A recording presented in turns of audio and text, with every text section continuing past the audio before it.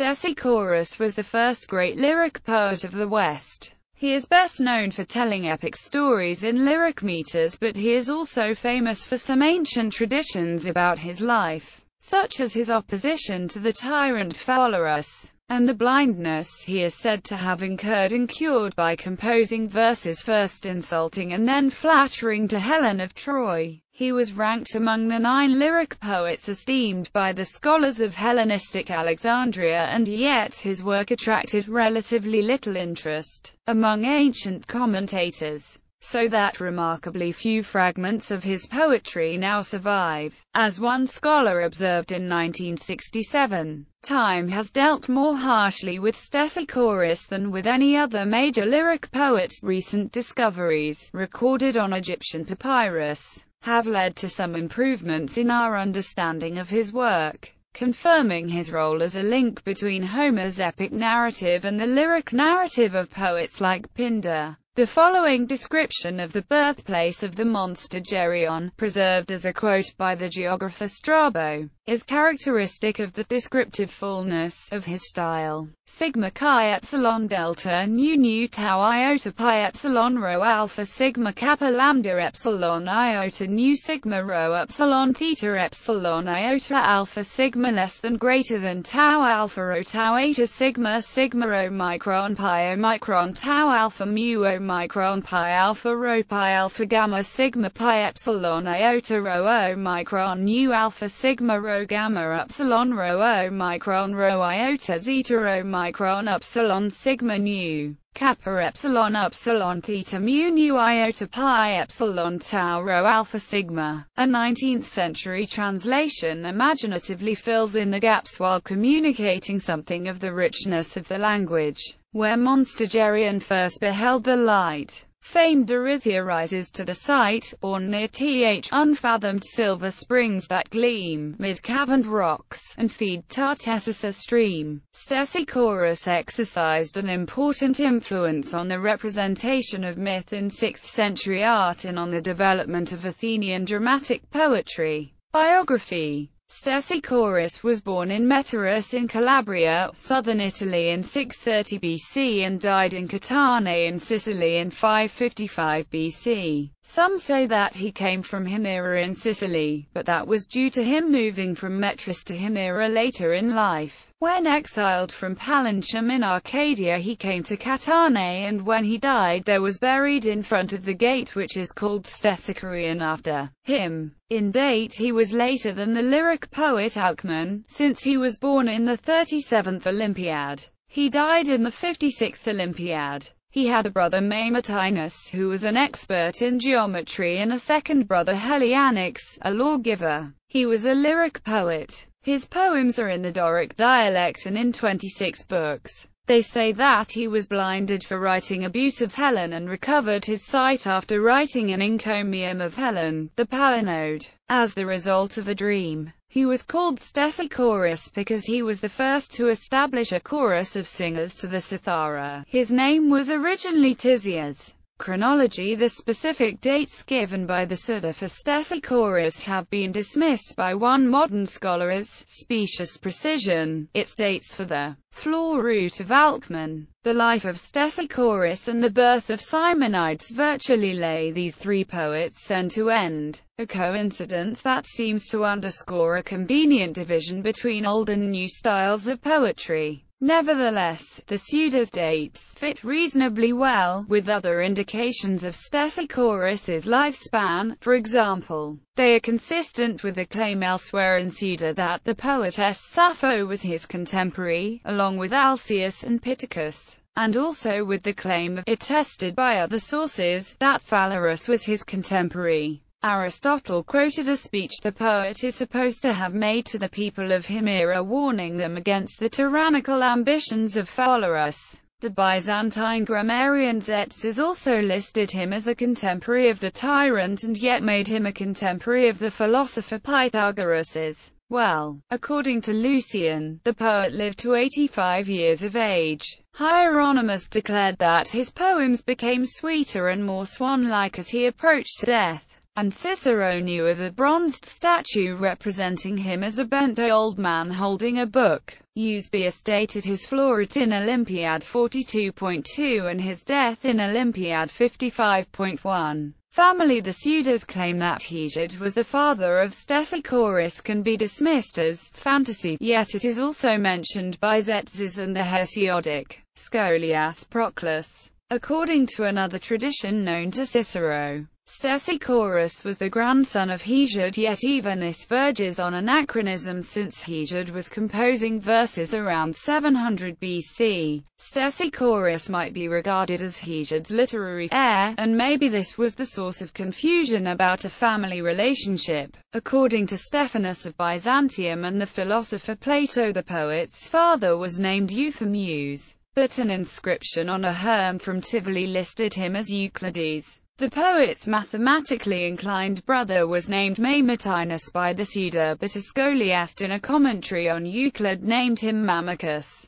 Background. Stesichorus's lyrical treatment of epic themes was well suited to a Western Greek audience, owing to the popularity of hero cults in southern Italy and Magna Graecia, as for example the cult of Philoctetes at Sybaris, Diomedes at Thuii and the Atridae at Tarentum. It was also a sympathetic environment for his most famous poem, the Palinode, composed in praise of Helen, an important cult figure in the Doric diaspora. On the other hand, the Western Greeks were not very different from their Eastern counterparts, and his poetry cannot be regarded exclusively as a product of the Greek West. His poetry reveals both Doric and Ionian influences, and this is consistent with the Pseudo claim that his birthplace was either Metaura or Himera, both of which were founded by colonists of mixed Ionian, Doric descent. On the other hand, a Doric, Ionian flavor was fashionable among later poets. It is found in the choral lyrics of the Ionian poets Simonides and Bacchylides, and it might have been fashionable even in Stesichorus's own day. His poetry included a description of the river Himera as well as praise for the town named after it, and his poem Gerywanish included a description of Palinchum in Arcadia. His possible exile from Arcadia is attributed by one modern scholar to rivalry between Tegea and Sparta. Traditional accounts indicate that he was politically active in Magna Graecia. Aristotle mentions two public speeches by Stesichorus, one to the people of Himera, warning them against Phalaris, and another to the people of Locra, warning them against presumption. Philodemus believed that the poet once stood between two armies and reconciled them with a song, but there is a similar story about Topander. According to the 9th century scholar Photius, the term Aetol derives from an expensive burial the poet received outside Catana, including a monument with 8 pillars, 8 steps and 8 corners. But the 3rd century grammarian Julius Pollux attributed the same term to an Aetol tomb given to the poet outside Himera. Many modern scholars don't accept the Pseudo's claim that Stesichorus was named for his innovations in choral poetry. There are good reasons to believe that his lyrical narratives were composed for solo performance. Moreover, the name wasn't unique. There seems to have been more than one poet of this name. The Pseudo in yet another entry refers to the fact, now verified by papyrus fragments, that Stesichorus composed verses in units of 3 stanzas, a format later followed by poets such as Bacchylides and Pindar. Pseudo claims this 3-stanza format was popularly referred to as the 3 of Stesichorus in a proverbial saying rebuking cultural buffoons. According to one modern scholar, however, this saying could instead refer to the following 3 lines of his poem The Palinode, addressed to Helen of Troy. There is no truth in that story. You didn't ride in the well-rowed galleys. You didn't reach the walls of Troy. Helen of Troy's bad character was a common theme among poets such as Sappho and Alcestis, according to various ancient accounts. Stesichorus viewed her in the same light until she magically punished him with blindness for blaspheming her in one of his poems. According to a colorful account recorded by Pausanias, she later sent an explanation to Stesichorus via a man from Croton, who was on a pilgrimage to White Island in the Black Sea, and it was in response to this that Stesichorus composed the palinode, absolving her of all blame for the Trojan War and thus restoring himself to full sight. Works. The ancients associated the lyrical qualities of Stesichorus with the voice of the nightingale, as in this quote from the Palatine Anthology. At his birth, when he had just reached the light of day, a nightingale, traveling through the air from somewhere or other, perched unnoticed on his lips and struck up her clear song. The account is repeated by Pliny the Elder, but it was the epic qualities of his work that most impressed ancient commentators, though with some reservations on the part of Quintilian. The greatness of Stesichorus, a genius, is shown among other things by his subject matter. He sings of the most important wars and the most famous commanders and sustains on his lyre the weight of epic poetry. In both their actions and their speeches he gives due dignity to his characters,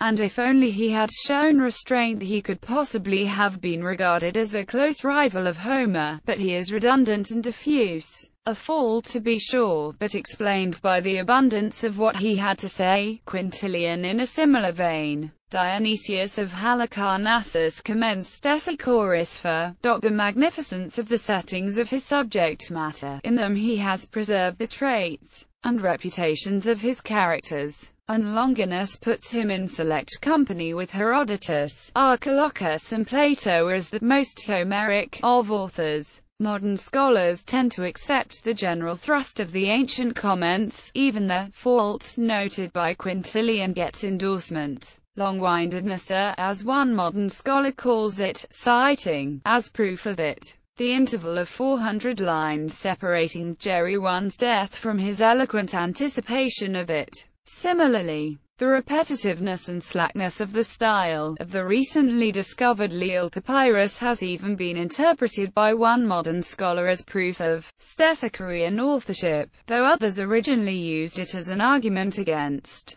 Possibly Stesichorus was even more Homeric than ancient commentators realized. They had assumed that he composed verses for performance by choirs. But a poem such as the Geryonish included some 1,500 lines and it probably required about 4 hours to perform, longer than a chorus might reasonably be expected to dance. Moreover, the versatility of lyric meter is suited to solo performance with self-accompaniment on the lyre, which is how Homer himself delivered poetry, whether or not it was a choral technique. The triadic structure of Stesichorian lyrics allowed for novel arrangements of dactylic meter, the dominant meter in his poems and also the defining meter of Homeric epic, thus allowing for Homeric phrasing to be adapted to new settings. However, Stesichorus did more than recast the form of epic poetry. Works such as the palinode were also a recasting of epic material. In that version of the Trojan War, the combatants fought over a phantom Helen while the real Helen either stayed home or went to Egypt. The lyric age of Greece was in part self-discovery and self-expression, as in the works of Alcaeus and Sappho, but a concern for heroic values and epic themes still endured.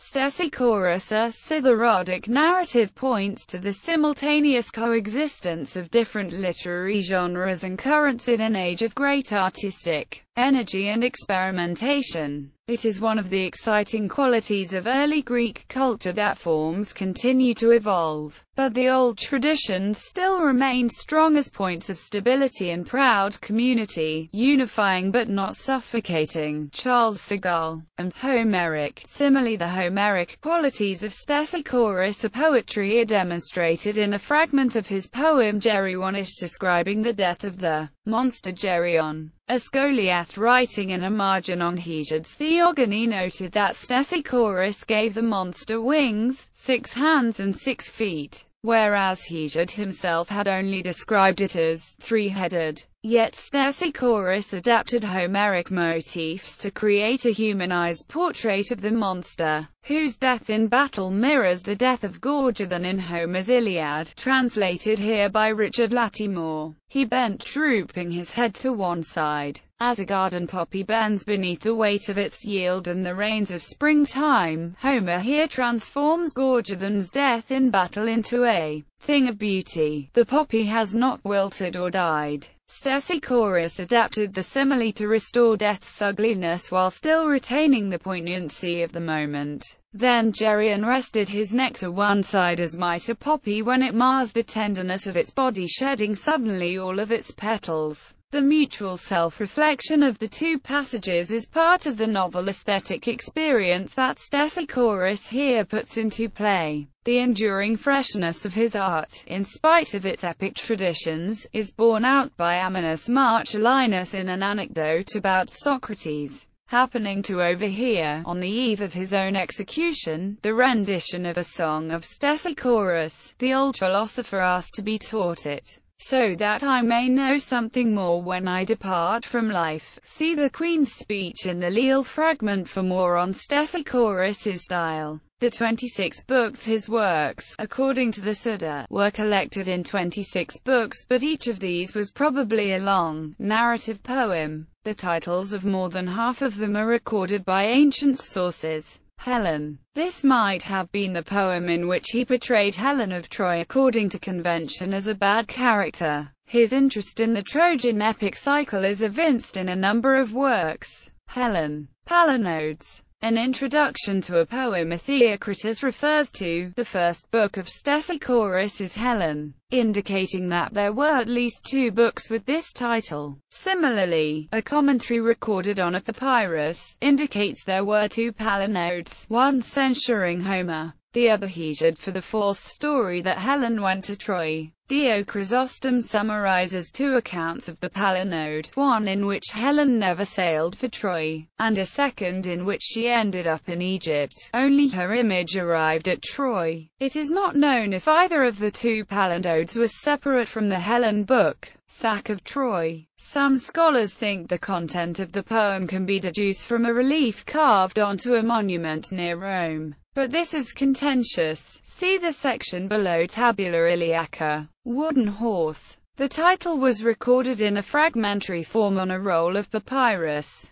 Sigma Tau Eta, Iota Pi Pi, tilde Sant Hor. Possibly it was just an alternative title for Sack of Troy. Nostoi. This dealt with the return of the Greek warriors from Troy. Gerywanish. This relates the theft by Heracles of Geryone's cattle. Many recently discovered fragments allow us a glimpse of the poet at work over the length of the entire poem. It includes romantic geography, descriptions of the sun's voyage in a golden cup under ocean, of Eurytion's homeland, the all-golden Hesperides, and of Pallanteum in Arcadia, which possibly featured as the home of the centaur. Pholus, poignant speeches based on Homeric models, a proud speech by Geryon to Heracles that echoes Sarpedon's speech to Glaucus, and an exchange between Geryon and his mother Calliha that echoes exchanges between Achilles Thetis and Hector Hecuba, heroic action. Again with Homeric coloring, a description of the dying Geryon that echoes the death of Gorgodon. Cerberus.